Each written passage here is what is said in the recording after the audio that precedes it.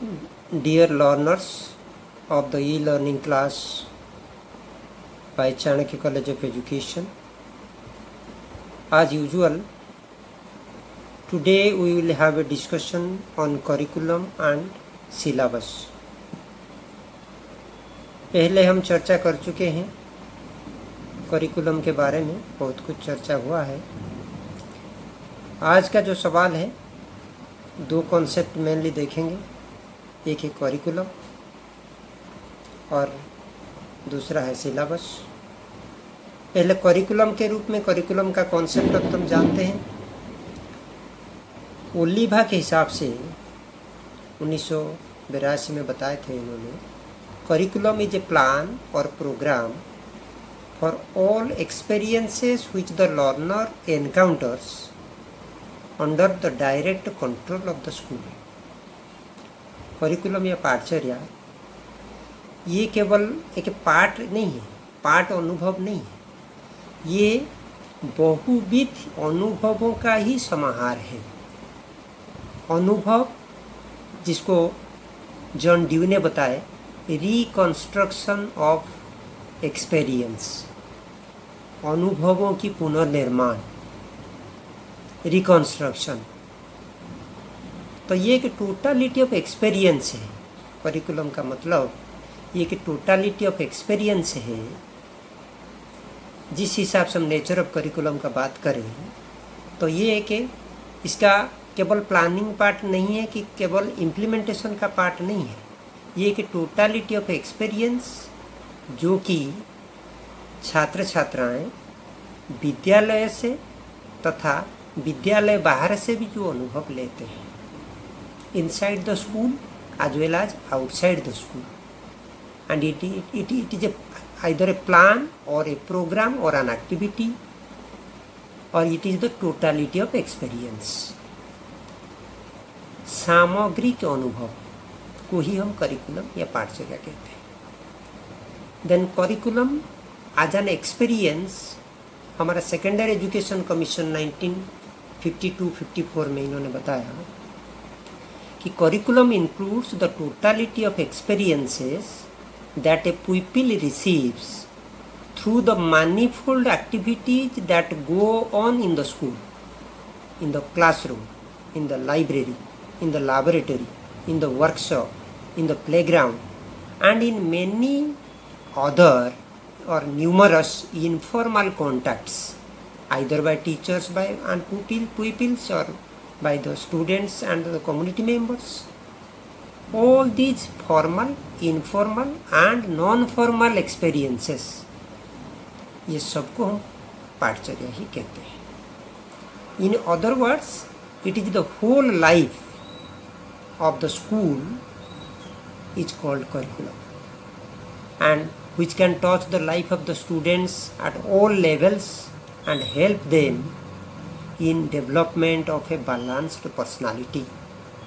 तो इस holistic personality development, व्यक्तित्व का विकास, सामग्रिक व्यक्तित्व का विकास के रूप में ही हम करिकुलम को मानते हैं।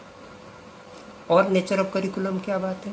Curriculum as a subject matter, ये तो सबसे लिमिटेड कॉन्सेप्ट है करिकुलम का, संकीर्ण अर्थ, क्योंकि सब्जेक्ट मैटर के रूप में केवल करिकुलम नहीं है।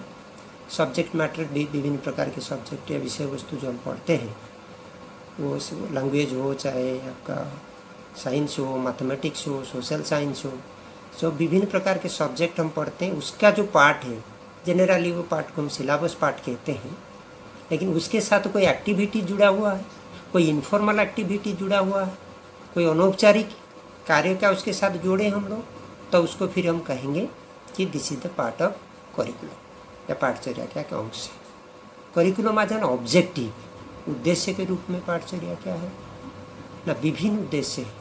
पाठचर्या क्या उद्देश्य संकीर्ण नहीं है, केवल शिक्षागत या इंस्ट्रक्शनल ऑब्जेक्टिव को लेके हम करिकुलम नहीं सोचे हैं। जब हम करिकुलम सोचेंगे तो वो विभिन्न प्रकार के ऑब्जेक्टिव, व्यापक रूप में उद्देश्यों का व्यापक रूप को ही लेके हम पाठचर्या सोच सकते हैं। चाहे वो सामाजिक उद्देश्य हो, चाहे वो अर्थनैतिक उद्देश्य हो, चाहे वो पॉलिटिकल ऑब्जेक्टिव और राजनीतिक उद्देश्य हो, चाहे सांस्कृतिक उद्देश्य हो, चाहे व्यक्ति का विकास, व्यक्तित्व का विकास उद्देश्य हो, चाहे साइकोलॉजिकल या मनोवैज्ञानिक उद्देश्य हो। तो ये विभिन्न प्रकार के उद्देश्यों को आधार करके ही पाठचर्या का निर्माण किया जाता है। करिकुलम एज ए सिस्टम, जैसे हमको पता है, सब सिस्टम को कार्यकारी या इम्प्लीमेंट करने के लिए हम लोग शिक्षा का ही हेल्प लेते हैं, शिक्षा ही मदद करता है। तो शिक्षा का के प्रमुख अंश पाठचर्या या करिकुलम होता है। हर सिस्टम को उसके उद्देश्य के साथ या उद्देश्य पूर्ति के लिए हम करिकुलम के माध्यम से ही उसको पूरा करेंगे।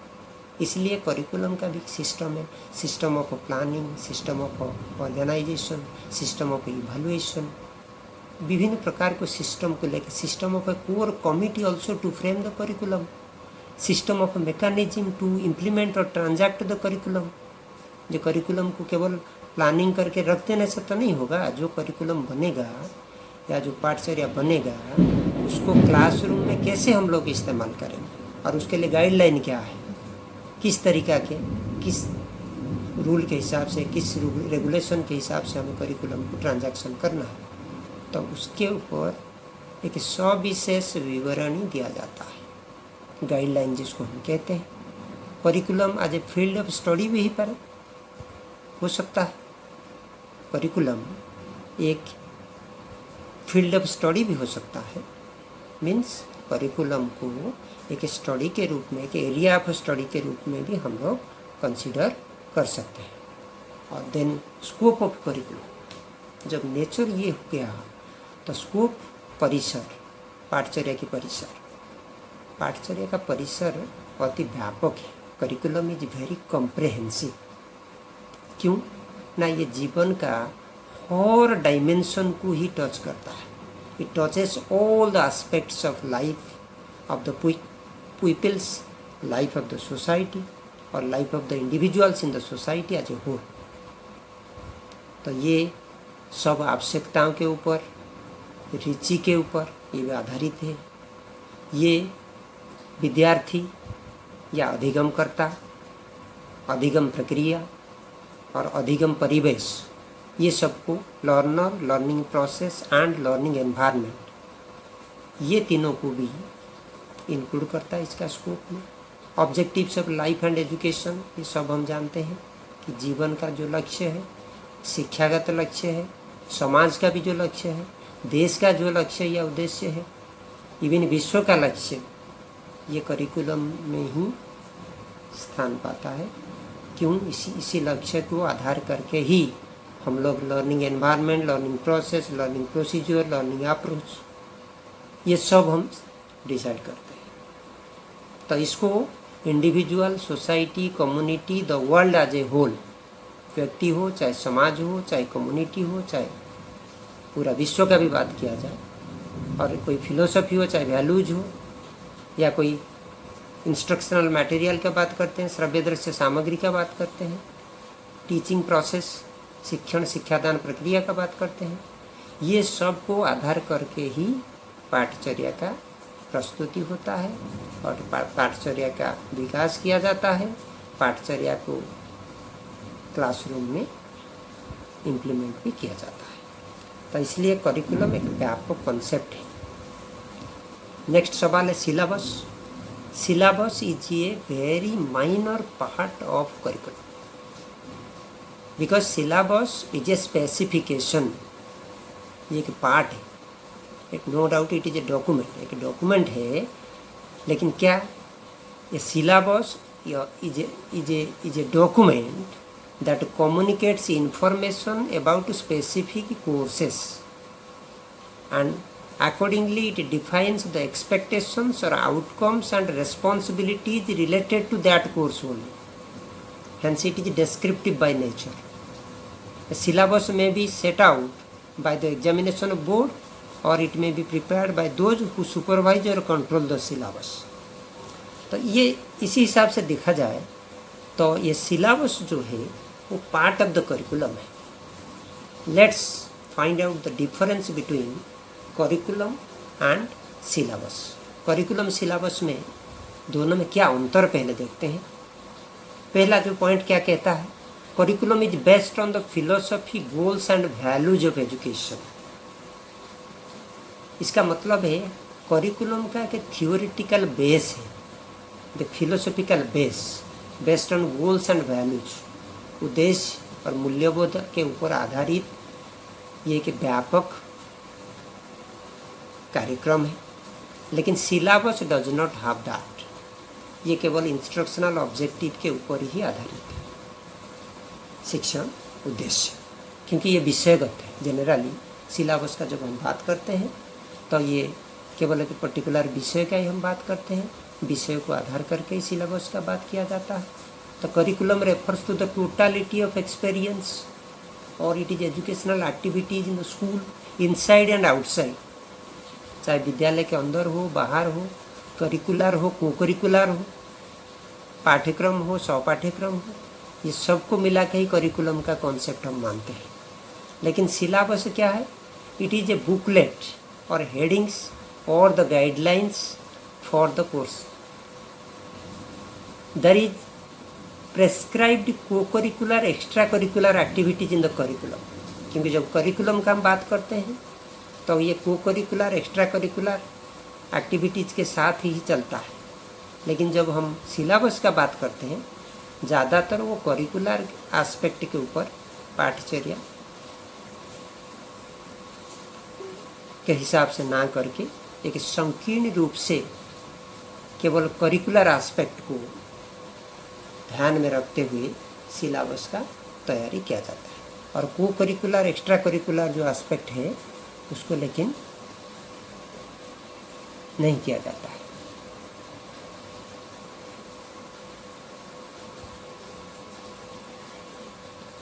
Next point, curriculum is the sum total of subjects, learning experience and activities, but syllabus is concern with school subjects only. जब करिकुलम का हम बात करते हैं वो विषय वस्तु को भी लेता है, शिक्षण अनुभव का भी बात करता है, शिक्षण एक्टिविटीज़ या कार्य का भी बात करता है। लेकिन जब हम सिलेबस का बात करते हैं तो उसमें केवल सब्जेक्ट रिलेटेड गाइडलाइन का ही बात होता है। Curriculum includes not only indoor activities but also outdoor activities of the school.